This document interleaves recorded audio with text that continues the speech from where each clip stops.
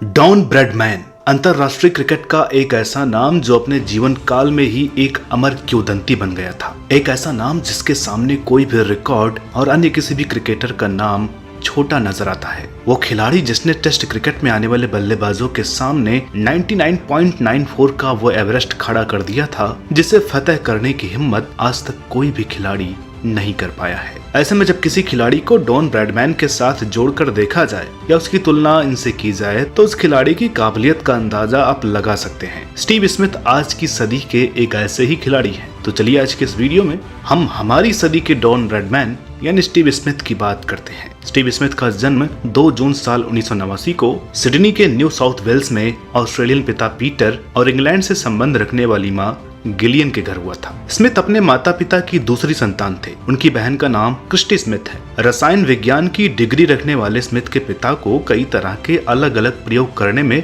बहुत मजा आता था और इसके अलावा पीटर क्रिकेट के भी बहुत बड़े शौकीन थे। जैसा कि ज्यादातर क्रिकेट खिलाड़ियों की कहानी में देखने को मिलता है, स्मिथ को भी बहुत सी संभावनाओं के बावजूद खेलों की दुनिया में दिलचस्पी शुरू होने लगी थी। स्मिथ हर तरह के खेल को पसंद करते थे, लेकिन क्रिकेट के लिए उनके मन में कुछ अपनापन अधिक था और यही कारण रहा कि स्मिथ ने बहुत छोटी उम्र से ही टेलीविजन पर क्रिकेट देखना और उसके बारे में जानना शुरू कर दिया था। स्टीव स्मिथ ने मिनाई हाई स्कूल से अपनी पढ़ाई की शुरुआत की, लेकिन स्मिथ का दिल अब भी क्रिकेट से दूर नहीं हो रहा था। अपने स्कूल में स्मिथ क्रिकेट के खेल में अपने हुनर के चलते बहुत वाहवाही बटोर रहे थे। एक लेग स्पिनर के तौर पर स्मिथ को अपने कोच ट्रेंट वुडहिल से काफी मदद मिल रही थी और स्मिथ खुद को एक अच्छे खिलाड़ी के तौर पर तैयार कर रहे थे। 17 साल की उम्र तक आते आते स्मिथ बहुत से स्कूल टूर्नामेंट्स में हिस्सा ले चुके थे। यहाँ आकर स्मिथ ने पढ़ाई छोड़ने का मन बना लिया, क्योंकि पढ़ाई लिखाई भी स्मिथ को क्रिकेट खेलने से रोक रही थी और ये स्मिथ को मंजूर नहीं था। इन्हीं सब विचारों अपने दृढ़ निश्चय को लेकर स्मिथ ने एक दिन स्कूल अथॉरिटी को अपना फैसला सुनाने का फैसला कर लिया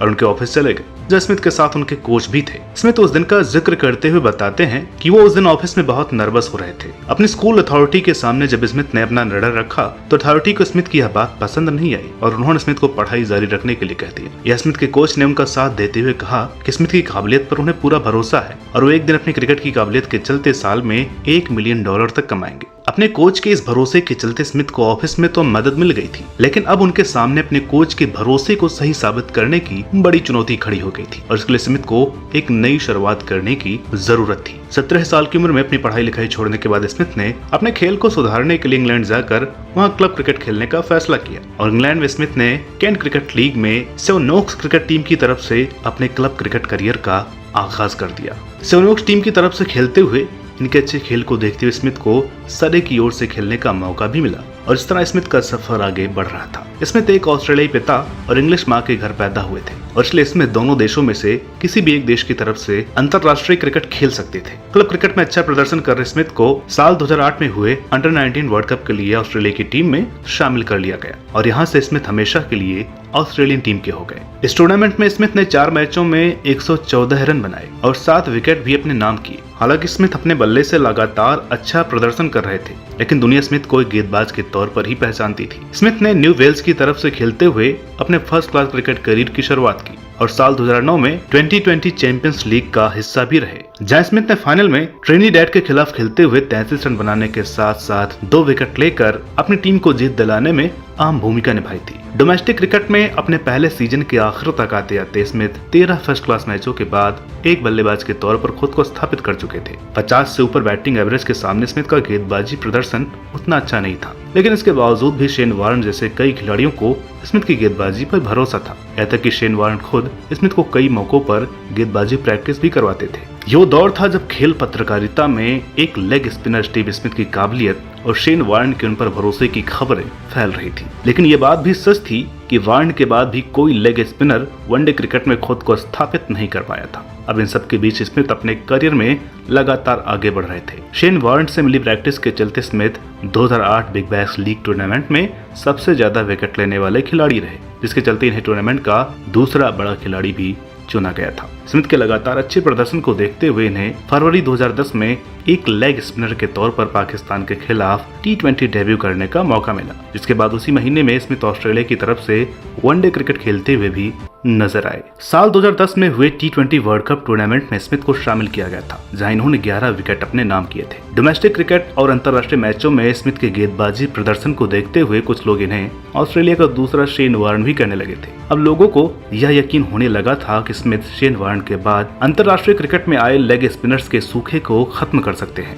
लेकिन होनी को शायद कुछ और ही मंजूर था। जुलाई 2010 में स्मिथ ने लॉर्ड्स के मैदान पर अपना टेस्ट डेब्यू किया। पाकिस्तान के खिलाफ इस टेस्ट की पहली पारी में स्मिथ को गेंदबाजी करने का मौका नहीं मिल पाया, लेकिन दूसरी पारी में स्मिथ ने 3 विकेट लिए, जिसके चलते ऑस्ट्रेलिया मैच 150 रनों से जीत हासिल करने में सफल रही थी। दूसरे मैच में स्मिथ को सिर्फ 10 ओवर गेंदबाजी करने का मौका मिला था, लेकिन धीरे धीरे एक ऑलराउंडर के तौर पर उभर रहे स्मिथ ने इस मैच की दूसरी पारी में टाइलैंडर्स के साथ मिलकर 9 चौकों और 2 छक्कों की मदद से 77 रन बनाए थे। यहाँ से स्मिथ को एक अच्छे बल्लेबाज के तौर पर भी देखा जाने लगा था। स्मिथ को साल 2011-12 बिग बैश सीजन के लिए सिडनी सिक्सर्स का कप्तान बनाया गया था, और यहाँ से स्मिथ ने अपनी शानदार कप्तानी और 130 के स्ट्राइक रेट से बनाए 166 रनों की मदद से अपनी टीम को विजेता बनाया। इस लीग में स्मिथ के शानदार प्रदर्शन ने गांगुली का भी ध्यान अपनी ओर आकर्षित किया, और गांगुली ने 2012 आईपीएल सीजन के लिए स्मिथ को अपनी टीम पुणे वॉरियर्स में शामिल करने का मन बना लिया। अगले साल स्मिथ पुणे के लिए खेलते हुए नजर आए, और यहाँ गांगुली ने स्मिथ में छिपी हर प्रतिभा को फलने फूलने का मौका दिया। इस आईपीएल सीजन के दौरान जब गांगुली ने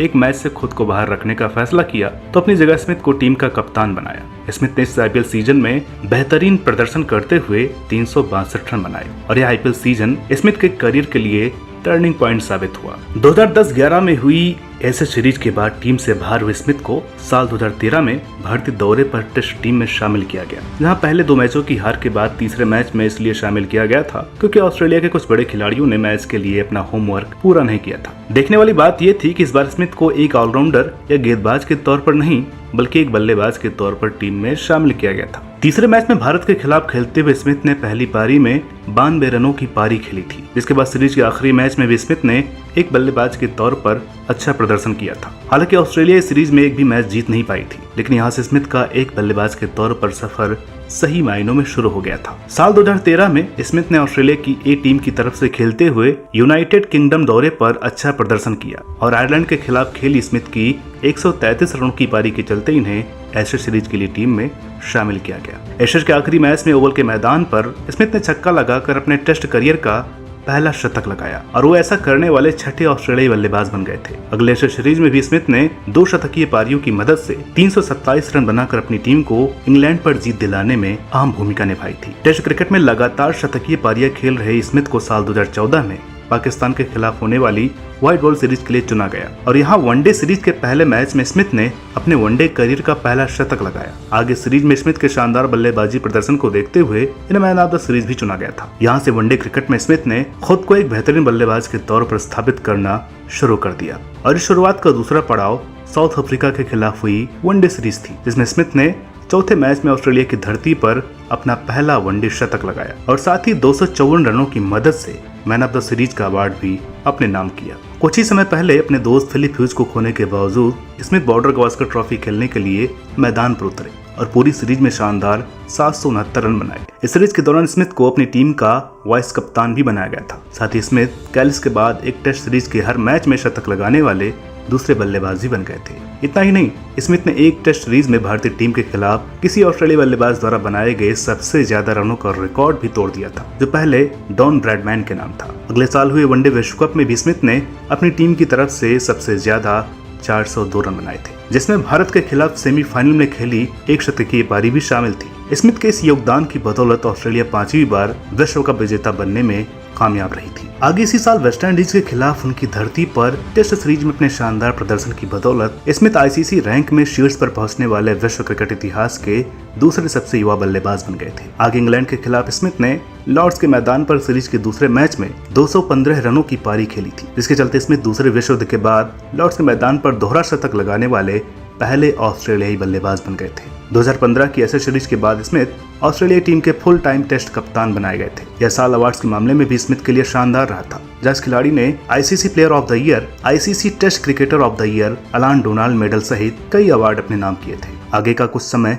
ऑस्ट्रेलिया टीम के लिए बेहद ही खराब रहा था, जिसमें स्मिथ भी अपने शाख के अनुसार प्रदर्शन नहीं कर पाए थे। फिर बात चाहे टी20 विश्व कप की हो या श्रीलंका के खिलाफ टेस्ट सीरीज का या अफ्रीका के खिलाफ वनडे सीरीज, इसमें स्मिथ कुछ खास नहीं कर पाए थे। अगले साल भारत की धरती पर हुई टेस्ट सीरीज में स्मिथ ने सभी का मुंह बंद करते हुए 499 रन बनाए, जिसमें 3 शतक भी शामिल थे। 2017 में हुई एशेज सीरीज में स्मिथ ने अपने टेस्ट करियर का दूसरा दोहरा शतक लगाया और सीरीज के आखिर में स्मिथ 6000 टेस्ट रन पूरे करने वाले सबसे युवा ऑस्ट्रेलियाई बल्लेबाज बन गए थे। अवार्ड्स के मामले में स्मिथ ने एक बार फिर 2015 जैसा जादू दोहराया और अब स्मिथ विश्व क्रिकेट के सबसे बड़े बल्लेबाजों की लिस्ट में शामिल हो गए थे। साथ ही इनकी बैटिंग एवरेज को देखते हुए स्मिथ को कई क्रिकेट पंडित सदी का डॉन ब्रैडमैन कहने लगे थे। स्मिथ का जादुई टेस्ट क्रिकेट सफर जारी था, लेकिन अगले साल कुछ ऐसा होने वाला था जो किसी ने सोचा नहीं था। साउथ अफ्रीका के खिलाफ टेस्ट सीरीज के दौरान तीसरे मैच में कैमरॉन बैनक्रॉफ्ट को गेंद पर सैंड पेपर रगड़ते हुए देखा गया और इस बात ने एक बड़े विवाद का रूप ले लिया था। धीरे धीरे इस विवाद में स्मिथ और वार्नर भी शामिल हो गए,